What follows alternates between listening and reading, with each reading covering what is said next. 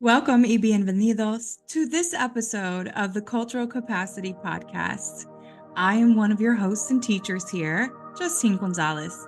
Today, we want to hop into a little bit of a conversation about cross-cultural communications. When I say cross-cultural, that could mean any number of things. And when you think of culture, I want you to remember that not only our personal cultural context as well as organizational culture, they all have these common core components. And that would be our beliefs that drive our norms and values and how we show up in our lives, just in general, how we communicate, how we handle conflict, what motivates us to keep going in this thing we call life. One of the other attributes would be symbols and language. And sometimes we get this confused with speaking the same language. Actually, language has to do with how we communicate when we're in distress, how we communicate love, how we are able to identify, accept, and communicate, as well as resolve emotions that we are experiencing as humans. And then another thing that comes to mind, and I'll point out my background here, is I've been really into creating some of these dynamic AI art pieces. And this one I titled The CEO. So if AI is your jam, make sure you drop some emojis in the comments because I am thinking about possibly doing a series on some different AI tools that I love that are really helping our company advance forward into this era that we're in. So I want to hear honestly, and let's take this first little trail here into this concept of artificial intelligence. Where do you stand with it and why? It's a really good measuring stick, and I do a lot of work in the K-12 space. That's been the majority of my career. It's kind of my comfort zone, so to speak. And we all have these things that no matter our job or sector, just like behind me, we can feel like there's so much going on in the world around us. And yet we're still charged with showing up every day. And that might be in a workplace. It might be doing your own thing and running your own company or your own ventures.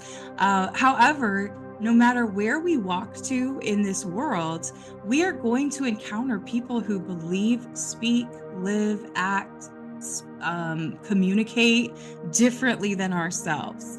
And for all of us to remember, especially because we are entering into another election cycle year in the United States. I know there's a lot of different things happening all over the world, and there has been, there always will be. The thing right now is technology has advanced us so much and so rapidly in the past, really 20 to 30 years in particular, beginning with the dot-com boom, and now really looking at the .ai boom, so to speak.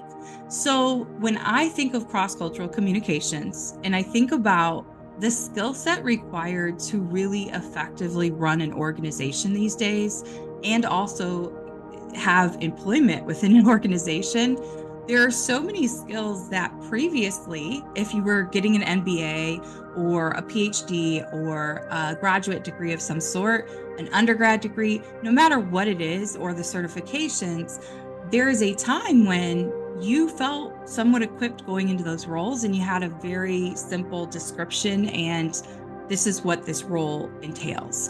And then these are the metrics and outcomes by which you're evaluated. One of the notice things I've had specifically in the K-12 sector is resistance. And this has been going on for some time, and there's resistance around how to teach about our country's history. I've seen this internationally as well, not just in the United States. There's disagreements about the best approach to teaching reading to children, specifically reading the English language.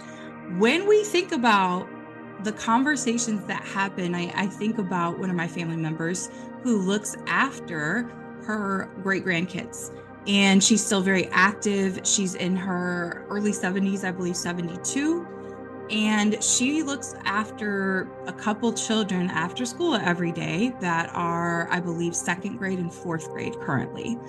Well, her having a conversation with them and based upon her work in schools and just in being a mother, it is like completely different worlds. There are conversations and words, whether it's about artificial intelligence or gaming systems or social media, that she just does not have context for. This is what I'm seeing happen more and more in workplaces, and specifically with a component I call intergenerational communication or multi-generational communication. You can find those terms online. And what it is really having this common understanding of how the norms and the values by which we meet and agree upon and how we communicate versus each of us trying to push a particular value or norm that we believe is best. Now, this leads me to this whole conversation about best practices. In any industry I've gotten the pleasure in working in, I hear this term best practices, and it often comes out of human resources departments. It's often what drives policies. However, one of the curious things, and we know here at the podcast, Cultural Capacity, we like to get compassionately curious. And one of the things that my team at Educator Aid has gotten curious about is when we meet with organizations to potentially work alongside them to help improve cross-cultural communications, the cultural relevancy of their leadership programming, as well as streamlining communication and centering the voices of everyone, including the voices of everyone in your organization, in your decision making, becoming a more distributive leadership model, an adaptive leadership model. What we have landed on is actually a tool, a do-it-yourself audit tool that we share with organizations, and you can actually find on our website for free. It's linked below, and it's really this examining of who determined the best practices in your organization. This tool is meant and designed to be used by any level of employee, any team member, and or groups of team members who are evaluating the current existing policies, practices, and programs.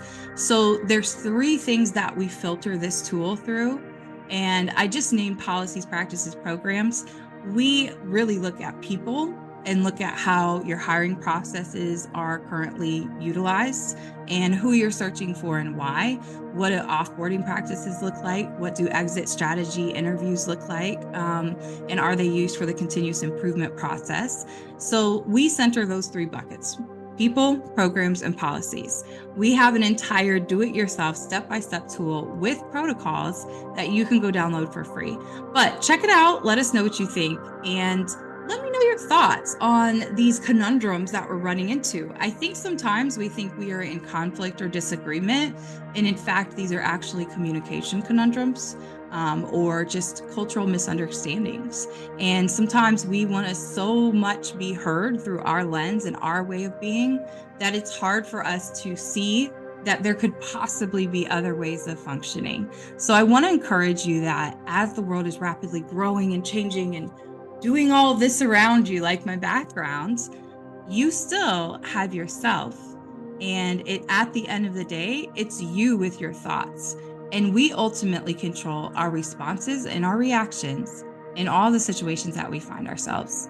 So I hope that this episode resonated. If it did, make sure you hit follow or subscribe. This past month and still gaining views each day, please do check out our very first monthly mashup episode.